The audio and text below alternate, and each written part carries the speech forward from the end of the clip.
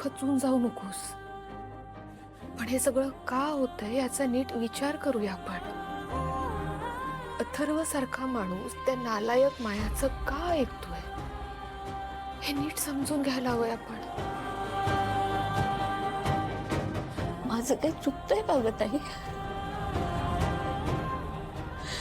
याआधी आमच्यामध्ये काही झालं तरी सुद्धा मी आणि वेदाचे बाबा बोलून ते क्लिअर करायचो, पण आता तसं होत नाहीये. तू होतीस ना तिथे, मी त्यांना स्पष्ट विचारलं होतं की तुम्ही माझ्याशी काय बोलत होता. मी त्यांनी उत्तर मीरा, हे बघ, तुझं चुकत नाहीये काही. काही गोष्टी ना बोलून स्पष्ट होत नाही अगं. म्हणजे बघ ना, जसं तहान लागली तर तहान का लागली, कशी लागली यावर चर्चा करून काहीच होत नाही. तहान भागवायला पाणी प्यावंच लागतं ना. मीरा, अथर्वच्या मनात तुझ्या आणि त्यांच्या होणाऱ्या बाळाबद्दल आस आहे, ओढ लागली आहे त्यांना. तू याबद्दल एकदा नीट विचार कर. मी केला होता विचार ताई, मी तयार होते, पण काहीतरी आहे जे मला अडवतंय. मी डोळे मिटले ना की मला ती गुहाच दिसते. मीरा, कशावरून हे त्या मंजिरीने केलं नसेल? ताई, अगं तिला आमचं बाळ हवंय ना. नाही, यावेळेस ती वेगळा डाव खेळतीये.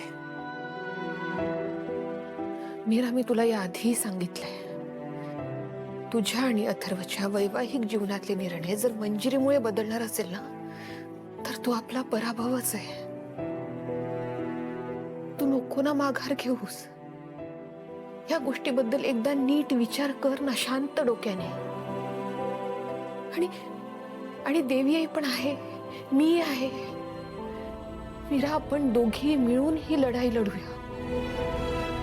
नको माघार घेऊस. काही नाही, माया कुठे आहे हे बघायला आले होते.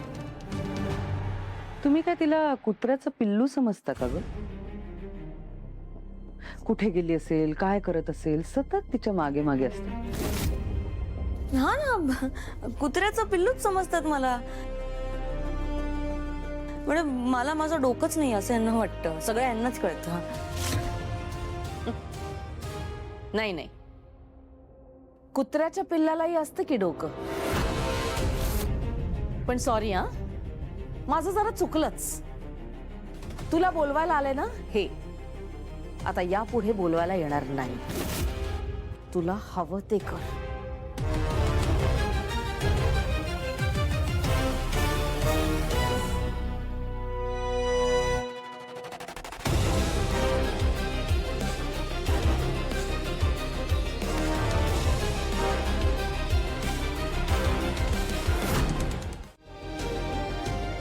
खोटं कधीपासून बोलायला लागलात तुम्ही? खोटं का बोलू? याआधी जेव्हा तुम्ही फाईल विसरायचा तेव्हा तुम्ही मला फोन करायचा. मला म्हणायचात की तू ऑफिसमध्ये फाईल आणून दे किंवा गेट पर्यंत तरी आणून दे. माणूस दरवेळेस सारखा वागत नाही. तुमच्या चेहऱ्यावर जराही गिल्ट नाहीये. तुम्हाला काहीच वाटत नाहीये का? गिल्ट? तुला कॉल केला नाही याचा गिल्ट? मी कशाबद्दल बोलते ना हे तुम्हाला माहितीये. तुझ्या मनातलं मला ओळखता येत नाहीये मीरा. स्पष्ट सांग. तुम्ही स्पष्ट बोला ना वेदाचे बाबा. का वागताय असं तुम्ही? तुम्हाला यात काही चुकीचं वाटत नाहीये का? तुम्हाला माहितीये ना ती माया कशी आहे. या मागे मायाचं काहीतरी प्लान असणार आहे असं नाही वाटत आहे का तुम्हाला?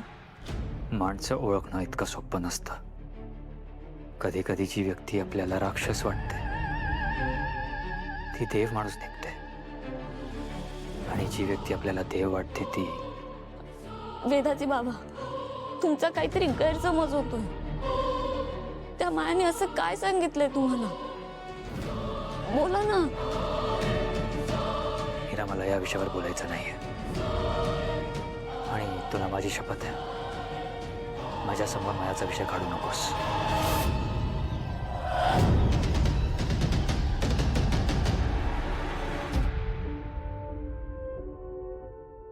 बाकी आपल्यात काय चालू आहे, का चालू आहे, तुला काय हवंय, मला काय हवंय, हे तुला चांगलंच माहिती आहे.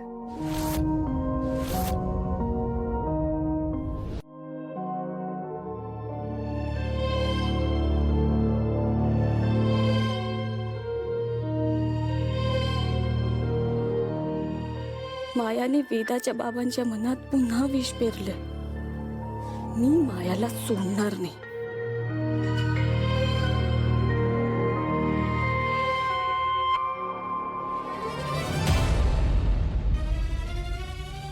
खऱ्या अथर्वला संशयाला नकोय.